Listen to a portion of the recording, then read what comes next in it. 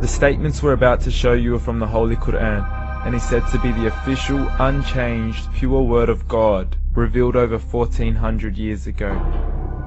Claiming to be the word of God is a heavy statement, and without proof, or if a single contradiction is found within the book, the apparent word of God will be proven false. So without further ado, let's put the book to the test.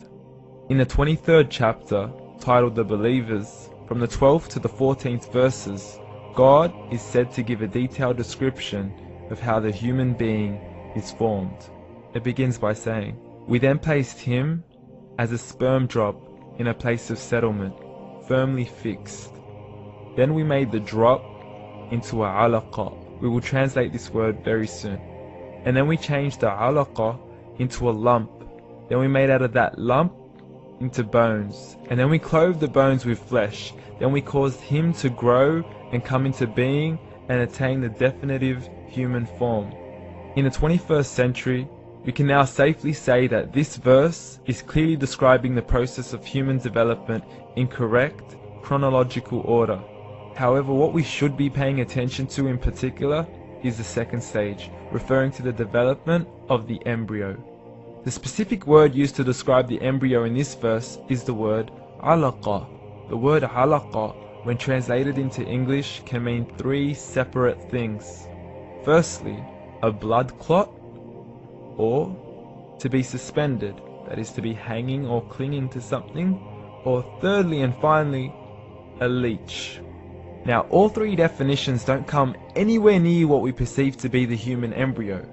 So, why are these words used, and what significance do they share with the human embryo? Can the embryo be described as a blood clot?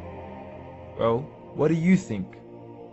In the 3rd week of embryonic development, a tubular heart joins with the blood vessels to form a primordial cardiovascular system, and by the end of the 3rd week, the blood is circulating and the heart begins to beat on day 21. The first thing that comes to mind in regards to being suspended or hanging is the umbilical cord.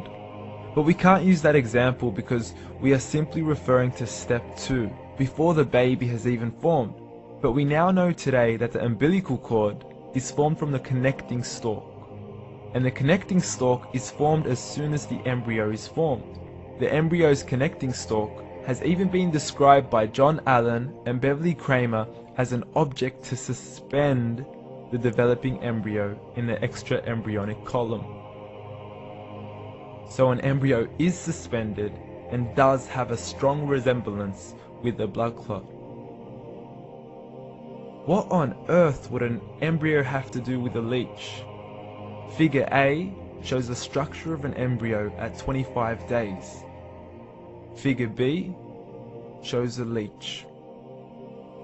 Now please note once again that the embryo in this stage is no greater than the size of a kernel of wheat. This is an X-ray of the embryo at 22 days. This is the internal structure of a leech.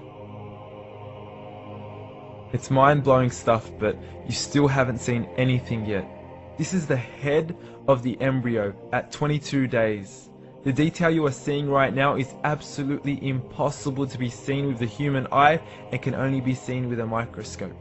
This is the back end of a leech. There's no other words used to describe this other than mind-blowing. The pictures we have shown you are impossible to be seen with the human eye, or even to be predicted by the human mind. Once again, the verses we have shown you were revealed over 1400 years ago to a man who couldn't read nor write. Are these the words of God? Descriptions of the human embryo in the Quran cannot be based on scientific knowledge in the 7th century. The only reasonable conclusion is that these descriptions were revealed to Muhammad from God, from God, from God, from God, from God.